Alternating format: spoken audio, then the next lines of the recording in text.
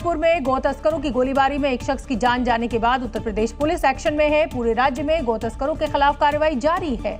हम आपको बता दें कि मुरादाबाद से लेकर बदायूं तक गौ तस्कर रहम की भीख मांग रहे हैं। मुरादाबाद में मुठभेड़ के दौरान 4 तस्करों को गोली लगी है, तो वहीं बदायूं में भी एक आरोपी एनकाउंटर में घायल हुआ है। मतलब साफ है कि उत्तर प्रदेश पुलिस गौ तस्करी करने वालों को बख्शने के मूड में नहीं है। और उसकी गवाही ये 2 तस्वीरें दे रही हैं। देखिए कैसे मुरादाबाद से बदायूं तक गौ तस्करों के खिलाफ योगी फोर्स का एक्शन दिखा, क्योंकि सीएम योगी का ऑर्डर है कि गौ तस्कर करने वालों के खिलाफ एक्शन सख्त हो। आपको बता दें कि मुरादाबाद के 2 अलग अलग जगहों पर गौ तस्करों से मुठभेड़ हुई, जिसमें सद्दाम, नासिर, वसीम के पैर में गोली लगी है, तो एक को पुलिस ने कॉम्बिंग के दौरान गिरफ्तार किया। आरोपी के पास से तस्करी के हथियार, तमंचा, खोखा और कारतूस बरामद किए गए। 2 अलग अलग मुठभेड़ हुई है, जिनमें कि 4 बदमाश जो हैं वो घायल हुए हैं। कुछ ऐसा ही एक्शन यूपी के बदायूं में भी देखने को मिला, जहां गोकशी की वारदात को अंजाम देने आए तस्करों और पुलिस के बीच मुठभेड़ हुई। मुठभेड़ में एक सिपाही घायल हो गया और एक आरोपी को गोली लगी। मतलब साफ है, गोरखपुर कांड के बाद योगी फोर्स एक्शन में है। अब यूपी में गौ तस्करों का बचना नामुमकिन है। गोरखपुर एनकाउंटर में एक्शन ताबड़तोड़ हो रहा है। अजब हुसैन की गिरफ्तारी के बाद पुलिस ने दूसरे आरोपी रहीम का भी एनकाउंटर किया। मेडिकल स्टूडेंट दीपक की हत्या के आरोपी रहीम के पैर में गोली लगी है और इस एनकाउंटर पर समाजवादी पार्टी के प्रमुख अखिलेश यादव ने अब सवाल खड़े किए हैं। हालांकि छात्र दीपक के परिवार के एनकाउंटर की मांग को योगी फोर्स ने 24 घंटे के अंदर पूरा कर लिया है। पुलिस के कंधों के सहारे आ रहे शख्स का एनकाउंटर हुआ है। इसके पैर में गोली लगी है और अभी ये अपने पैरों पर चल नहीं सकता। कुशीनगर पुलिस ने इसको एनकाउंटर के बाद गिरफ्तार किया है। आरोप है कि रहीम ने अजब हुसैन के साथ मिलकर दीपक की हत्या की है। योगी फोर्स लॉ एंड ऑर्डर को लेकर जो वादा करती है उसे पूरा करती है, लेकिन मुख्य विपक्षी दल के सबसे बड़े नेता अब इस पर सवाल उठा रहे हैं कि इनकाउंटर करने की आपको जरूरत क्या थी, आपकी पुलिस क्या कर रही थी, और वो भी मुख्यमंत्री जी के अपने गृह जनपद में पुलिस क्या कर रही थी। आरोप है कि मेडिकल के छात्र दीपक की मंगलवार को गौ तस्करों ने हत्या कर दी थी। हत्या का आरोप रहीम और अजब हुसैन के साथ उसके दूसरे साथियों पर लगा है। दीपक का परिवार इंसाफ चाहता है, अपराधियों का एनकाउंटर चाहता है। उम्मीद है योगी फोर्स सियासत के बीच उनकी इस मांग को पूरा करेगी।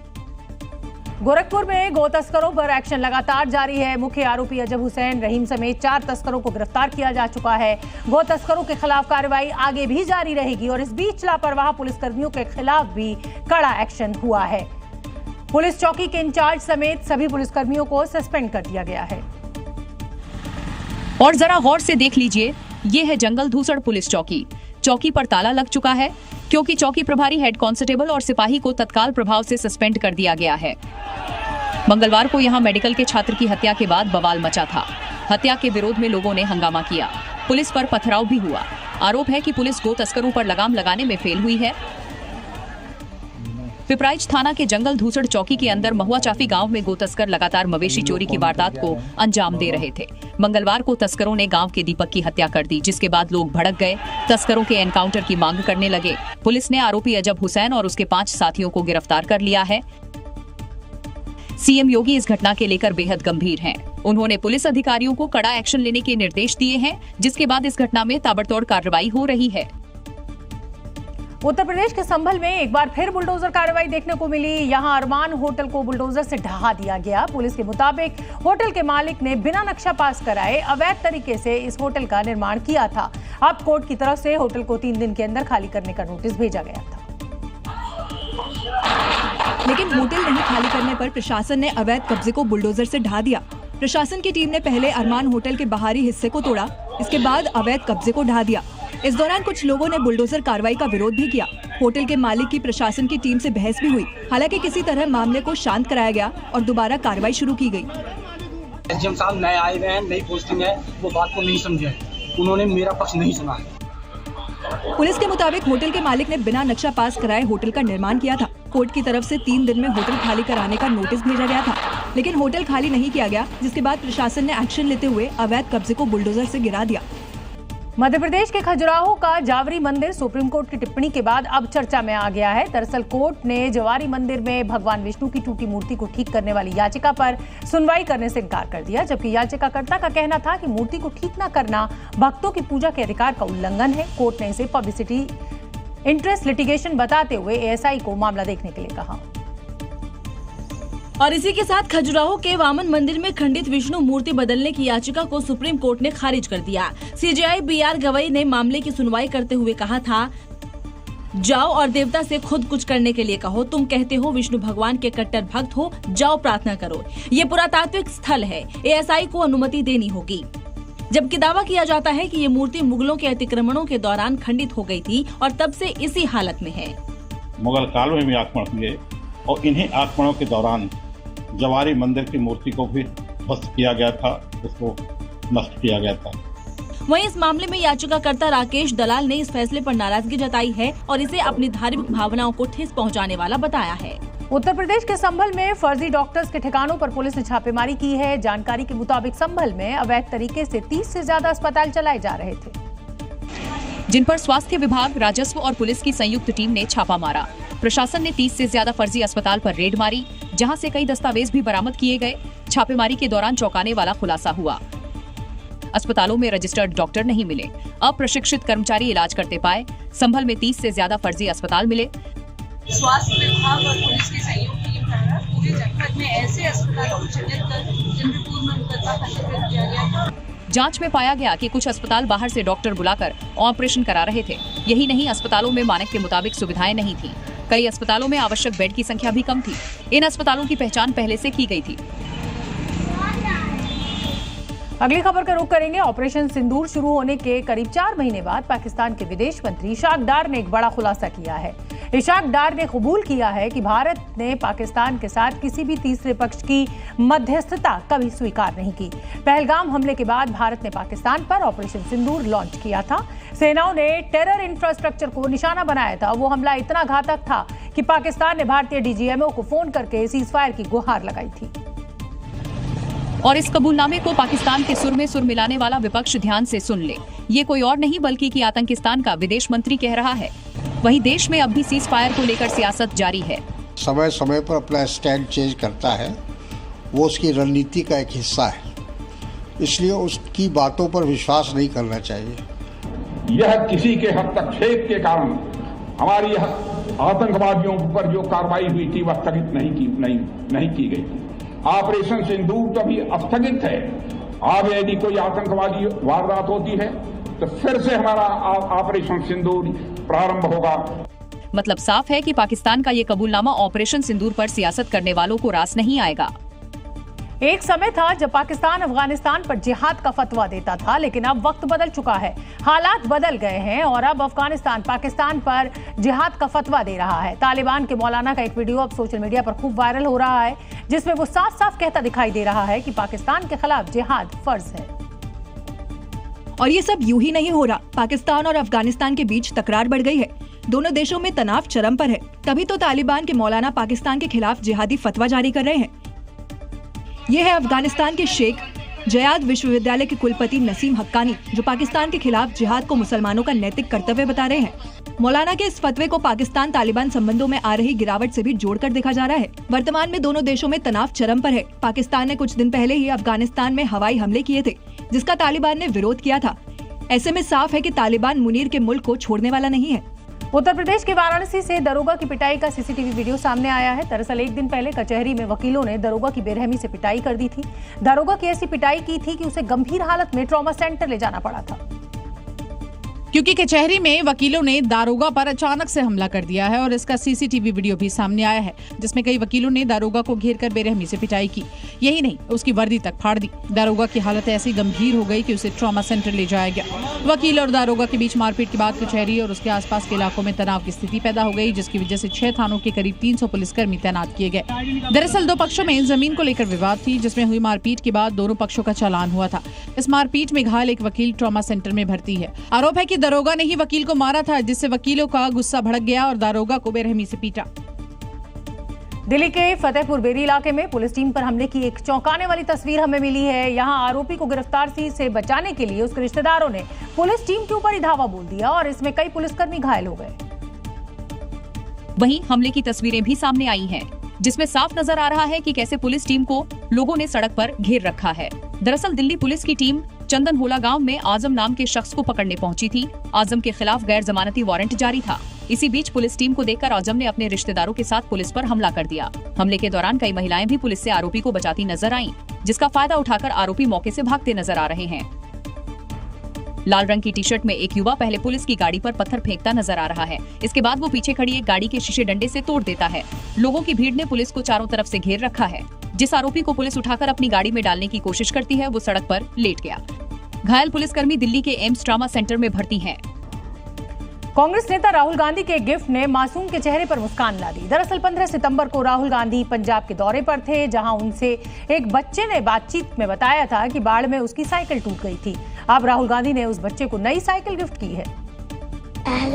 Thank you. जिसको पाने के बाद मासूम के चेहरे पर मुस्कान लौट आई और इस मदद के बाद परिवार भी खुश दिखा। राहुल गांधी ने गिफ्ट मिलने के बाद परिवार से वीडियो कॉल पर बात की। साइकिल कहाँ है? साइकिल टूट गई बिल्कुल। दरअसल जब राहुल 15 सितंबर को पंजाब दौरे पर थे, तब अमृतसर के अमृतपाल ने रोते हुए राहुल गांधी को बताया था कि बाढ़ में उसकी साइकिल टूट गई। राहुल ने बच्चे को चुप कराते हुए गोद में उठा लिया था। राहुल ने घर में बच्चे की टूटी हुई साइकिल भी देखी थी और अब राहुल ने अमृतपाल को नई साइकिल गिफ्ट की है। नमस्कार, साइकिल अच्छी है बेटा? हाँ जी, बहुत धन्यवाद। इसके बाद राहुल ने बच्चे को कहा कि घबराना नहीं है। घबराना नहीं है बेटा, ठीक है? बच्चे ने भी राहुल गांधी को थैंक यू कहा। आपको बता दें कि अमृतपाल की साइकिल बाढ़ के मलबे में दब गई थी, जिसके बाद बच्चा उदास था, लेकिन राहुल की मदद ने फिर से उसके चेहरे पर मुस्कान ला दी। उत्तराखंड का हर जिला इस वक्त आपदा से जूझ रहा है। मुख्यमंत्री से लेकर मंत्री और अधिकारी भी ग्राउंड जीरो पर जाकर आपदा के बिगड़े हालात का जायजा ले रहे हैं। लेकिन इन सब के बीच एक वीडियो सामने आया है जिसमें पुष्कर धामी सरकार के मंत्री गणेश जोशी एक जिलाधिकारी को हड़काते हुए नजर आ रहे हैं। और देहरादून की डीएम सविन बंसल को रंग ढंग सुधारने की नसीहत दे रहे हैं।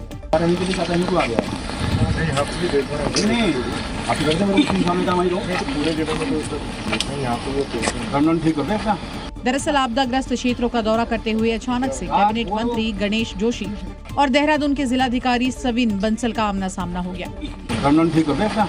मंत्री से इस तरह की भाषा सुनकर डीएम साहब हाथ जोड़कर आगे बढ़ गए और बिना कुछ कहे वहां से चले गए। वहीं उनके साथ चल रहे एसएसपी भी मंत्री के आगे हाथ जोड़कर वहां से निकल गए। कैबिनेट मंत्री गणेश जोशी ने डीएम सविन बंसल को रास्ते में रोका। कहा, अब आप क्यों आ गए हैं? अपना रंग ढंग ठीक करा लो। आपके सभी अधिकारी फोन उठाते हैं लेकिन आपका फोन नहीं उठता। गणेश जोशी ने कहा कि रात को मुख्य सचिव ने फोन उठा लिया, गढ़वाल कमिश्नर विनय शंकर ने फोन उठा लिया, एसडीएम ने फोन उठा लिया, लेकिन जब मैंने सुबह मुख्यमंत्री के यहाँ फोन किया तब साहब ने फोन उठाया। उत्तर प्रदेश के मेरठ में एक बार फिर माहौल बिगाड़ने की कोशिश की गई। वहां मामूली से विवाद को लेकर दो समुदायों के बीच लाठी डंडे और पत्थरबाजी हुई, जिसमें कई लोगों को गंभीर चोटें भी आई हैं। पुलिस के मुताबिक मछली पकड़ने को लेकर दोनों समुदायों के बीच कहासुनी हुई थी और देखते ही देखते बात इतनी बिगड़ गई कि दोनों समुदायों के बीच लाठी चलने लगे।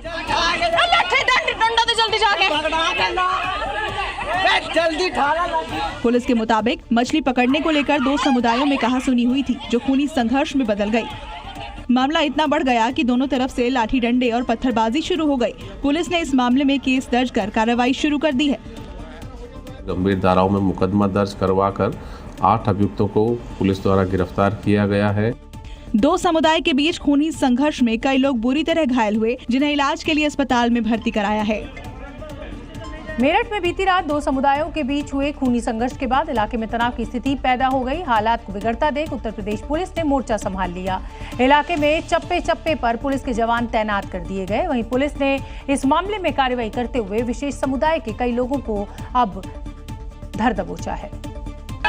क्योंकि बीती रात मछली पकड़ने को लेकर दो समुदाय आमने सामने आ गए। देखते ही बात इतनी बिगड़ गई कि लाठी डंडे और पत्थरबाजी शुरू हो गई। मेरठ में दो समुदाय के बीच खूनी संघर्ष के बाद योगी फोर्स एक्शन में आ गई। इलाके में भारी संख्या में पुलिस के जवानों की तैनाती कर दी गई। यहाँ पर मुस्लिम समाज के लोग थे, उनके बीच पहले जाने को लेकर बहस हुई। बहस होने के बाद यहीं पर खूनी झड़प हुई और यहाँ पर स्थिति अनियंत्रण हुई थी। उसके बाद यहाँ पर पुलिस को तैनात कर दिया गया। यूपी में माहौल बिगाड़ने वालों के खिलाफ यूपी सरकार सख्त है, क्योंकि सीएम योगी आदित्यनाथ साफ कह चुके हैं कि उपद्रवियों को किसी हालत में छोड़ा नहीं जाएगा। नवरात्रि से ठीक पहले करोड़ों भक्तों के लिए आखिरकार माता वैष्णो देवी का बुलावा आ ही गया है। 22 दिन के लंबे इंतजार के बाद आखिरकार माता का दरबार अब भक्तों के लिए दोबारा खुल गया है, जिससे श्रद्धालुओं और व्यापारियों में खुशी की लहर दौड़ गई। भक्तों में खास उत्साह देखा जा रहा है। माता वैष्णो देवी धाम एक बार फिर जय माता दी के जयकारों से गूंज उठा है। 22 दिन के लंबे अंतराल के बाद माता वैष्णो देवी दरबार में यात्रा जो है वो फिर से शुरू हो चुकी है और आज पहला जत्था जो है वो रवाना हो रहा है। सुबह सुबह सैकड़ों श्रद्धालु बाणगंगा दर्शनी गेट पर इकट्ठा हुए और यात्रा शुरू होने पर खुशी जताई। बहुत सर बहुत उत्साहित है। पिछले 4-5 दिन से हम यहीं पे ठहरे वाले थे। हम 2 दिन से इंतजार कर रहे थे। आपको नहीं लगा कि दर्शन नहीं होंगे, वापिस चले जाते हैं? कल तक तो कुछ भी नहीं था, कल रात को उन्हें अपडेट दिए कि कल आज खुलेंगे। 26 अगस्त को लैंडस्लाइड के बाद से यात्रा बंद थी। पिछले 3 हफ्ते से यात्रा मार्ग को दुरुस्त करने का काम चल रहा था और नवरात्रि से ठीक पहले माता वैष्णो देवी मार्ग को बहाल कर दिया गया, जिससे श्रद्धालु अब मां वैष्णो के दर्शन कर सकेंगे। और देखिए, माता वैष्णो देवी के दरबार से जुड़ी हुई एक बड़ी खबर मैं आपको बता दूं, बड़ा अपडेट आपको दे दूं कि खराब मौसम होने के चलते एक बार फिर से वैष्णो देवी की यात्रा को रोक दिया गया है। इसलिए अगर आपने अपने टिकट कराए हुए हैं और जाने का आपका कार्यक्रम है तो एक बार चेक आप जरूर कर लें। देहरादून के शांत सहस्त्रधारा में बादल मुसीबत बनकर फटा। यहाँ हर तरफ तबाही के निशान दिख रहे हैं। घर, सड़क, गाड़ियां सब बह गई। सालों से बसे लोगों को इस आपदा से उबरना आसान नहीं होगा, क्योंकि सोमवार की देर रात यहाँ बादल फटा था, जिसके बाद नदी नालों में ऐसा सैलाब आया कि सब बह गया। मंगलवार को जिन गलियों में सड़कों पर पानी बह रहा था वहाँ बर्बादी के निशान बिखरे पड़े हैं। नदी किनारे आप जहाँ नजर दौड़ाएंगे वहीं तबाही के निशान पाएंगे। देखिए, ये घर ध्वस्त हो गया है। इस घर की रेलिंग बह गई है, घर के सामने की सड़क बह गई है। यहाँ कुछ बचा है तो सिर्फ अवशेष। इस घर के सामने की सड़क बह गई है, इस घर के नीचे से पानी बह रहा है। अब ये घर एक पिलर के सहारे खड़ा है। इस कार को निकलने का रास्ता नहीं दिख रहा है। जिधर देखिए उधर तबाही के निशान ही दिख रहे हैं। सड़कों पर मलबा फैला हुआ है, हर ओर सन्नाटा है। बादल फटने से जो तबाही मची है उससे निपटना यहाँ के लोगों के लिए आसान नहीं होगा। उत्तराखंड से एक दिल दहला देने वाला वीडियो सामने आया है। यहाँ बादल फटने के बाद बिंदाल नदी की लहरें उफान पर हैं और इसके चलते एक शख्स इस सैलाब में फंस गया। शख्स को बीच नदी में फंसा देखकर लोगों की रूह कांप गई। क्योंकि बिंदाल नदी की उफनती लहरें उस शख्स को बहा ले जाने के लिए आमादा थी, लेकिन वो शख्स पुल का पिलर पकड़कर उन लहरों का सामना करता रहा। दिल दहला देने वाला जो वीडियो सामने आया उसमें बिंदाल नदी उफान पर बहती दिखाई दी। इस दौरान शख्स नदी के बीचों बीच फंसा नजर आया। इस घटना से पूरे इलाके में हड़कंप मच गया। देखते ही देखते पुल और उसके आसपास लोगों की भीड़ जमा हो गई, लेकिन किसी की भी हिम्मत नहीं हुई कि नदी के बीचों बीच फंसे शख्स को सुरक्षित बाहर निकाल सके, क्योंकि बिंदाल नदी की उफनती लहरों के सामने जो भी आता कागज के तिनके की तरह बह जाता। काफी देर तक शख्स पिलर का सहारा लेकर लहरों का सामना करता रहा, लेकिन कोई भी मदद के लिए नहीं पहुंचा। हिमाचल प्रदेश के मणिकर्ण घाटी में पहाड़ से मलबा लगातार गिर रहा है। यहाँ सड़क पर गाड़ी चलाना खतरे से खेलने के बराबर है। कई गाड़ियां इसी मलबे में जहां की तहां फंसी हुई हैं और मलबे में फंसी इस कार को निकालने की कोशिश की जा रही है। इसके लिए एक पिकअप वैन की मदद ली जा रही है। कार में रस्सी बांधी गई है, पिकअप पूरी ताकत लगा रही है। मलबे में फंसी कार टस से मस होने का नाम नहीं ले रही। कुल्लू के मणिकर्ण घाटी में पहाड़ से मलबा लगातार बह रहा है, जिसके कारण जहां तहां गाड़ियां फंस रही हैं। यहीं पर देखिए, कार के साथ पिकअप वैन भी फंसी हुई है। यहाँ सड़क पर मलबा घुटनों तक भरा हुआ है। देखिए, कार निकालने की कोशिश में जुटे शख्स का घुटना मलबे में डूबा हुआ है। मलबे में फंसी इस कार को निकालने में पसीने छूट रहे हैं। पूरा जोर लगाने के बाद कार थोड़ा आगे बढ़ी। अब ये शख्स दरवाजा खोलकर अंदर घुसता है, कार को स्टार्ट करता है, थोड़ा पिकअप का जोर लगाता है, थोड़ा कार का, तब जाकर कार मलबे से बाहर निकली। हिमाचल प्रदेश में कुदरत और पहाड़ दोनों ही मुसीबत बरसा रहे हैं। कहीं बादल फटने से तबाही मची है तो कहीं भयानक लैंडस्लाइड के खौफनाक मंजर जो है वो लोगों को डरा रहा है। शिमला के पंथा घाटी से एक ऐसी ही डरावनी तस्वीर सामने आई है,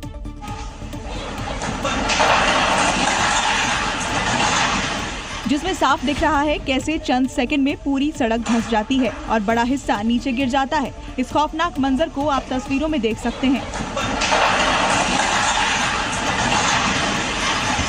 कैसे ये सड़क कई जगह से फट चुकी है और अचानक से जमीन खिसकी तो पूरी सड़क जमीन में समा गई।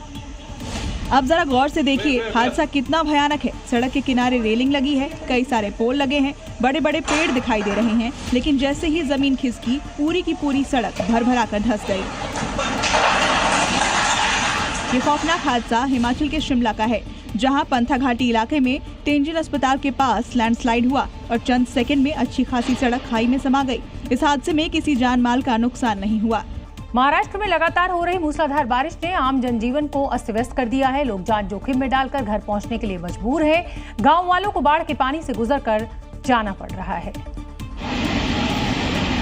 और ये तस्वीरें बुल्ढाना की है, जहां बाढ़ जैसे हालात हो गए हैं। भारी बारिश के बाद नदियां उफान पर हैं, किसानों की फसल बर्बाद हो गई, सड़कें पूरी तरह जलमग्न। सड़क पर सैलाब है और पीछे पार करने को लंबी कतार। घर जाना है तो दरिया पार करना पड़ेगा। लोग जान जोखिम में डालकर अपने अपने आशियाने में जाने को मजबूर हैं। इन इलाकों में पानी भरने के कारण लोग वाहनों का इस्तेमाल भी नहीं कर सकते। तस्वीरें गवाही दे रही हैं किस तरह ये लोग एक दूसरे का हाथ थामकर चैन बनाते हुए इस दरिया को पार करने की कोशिश कर रहे हैं, लेकिन जरा सी चूक न जाने कितनी जाने ले बैठेंगे।